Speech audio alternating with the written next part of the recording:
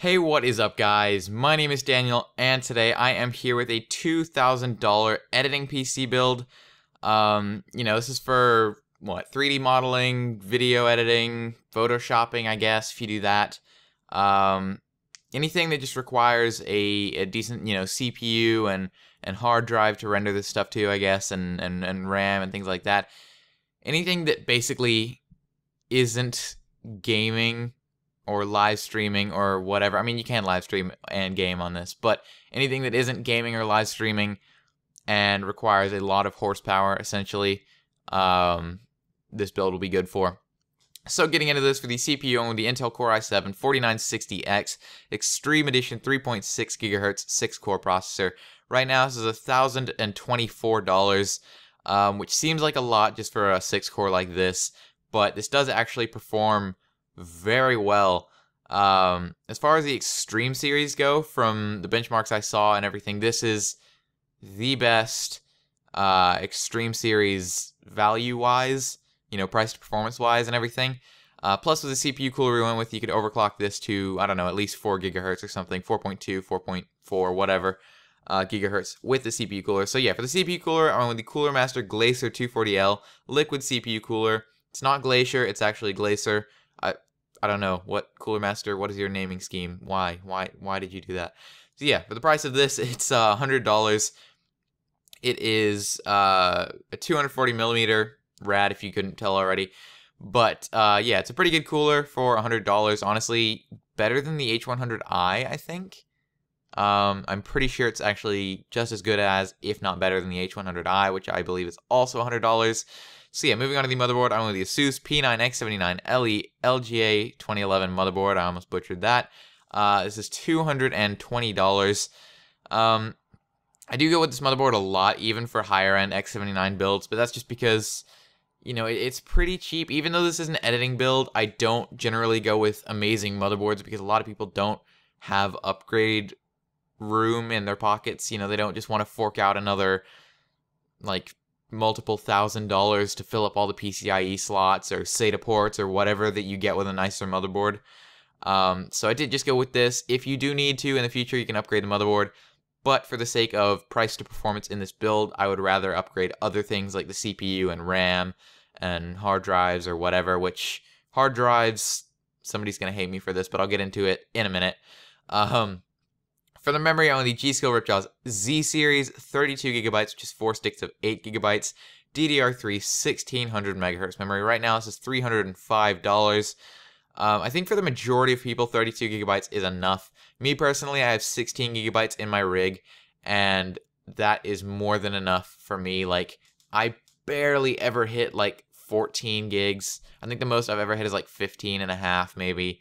And I don't care. I don't shut down a lot of my background applications. Even when I'm editing and doing all this intensive stuff, I'll leave a bazillion Chrome tabs open and not care. So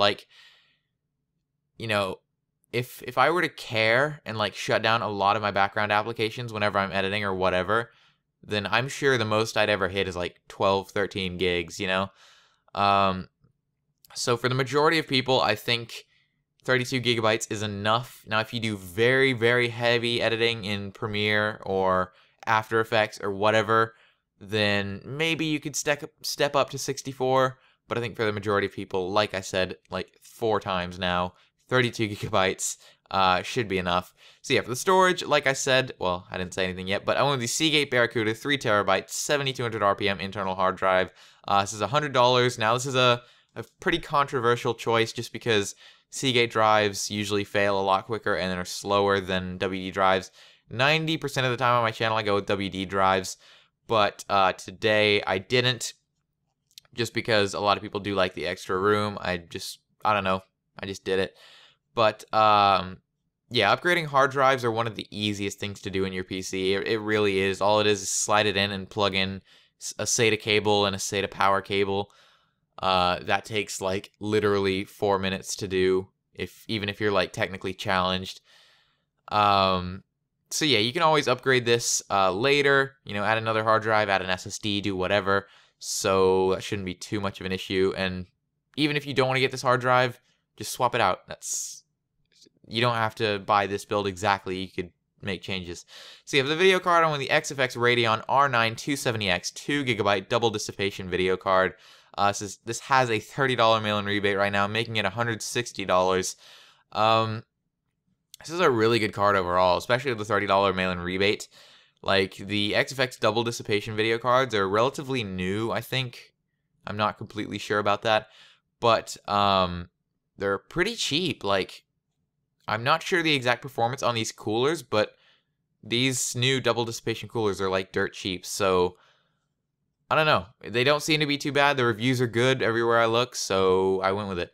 For the case, I went the Fractal Design Define R4 ATX Mid-Tower case. This is $80.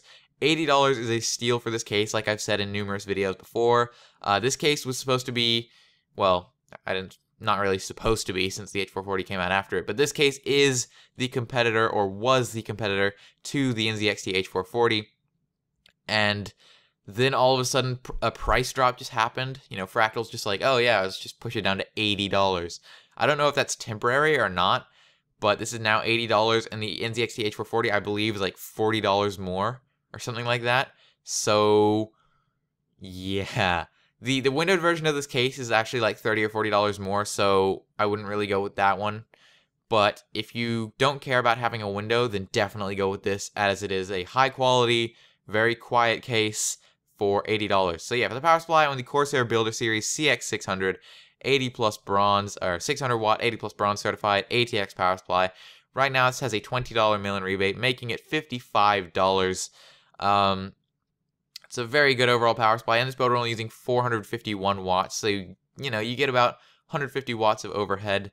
Yeah, it's non-modular though, so you're not going to be able to remove any cables or whatever, but the efficiency will go up a little bit since you have that headroom. Plus, you have room to upgrade, like I said, your hard drive or your RAM if you really want to.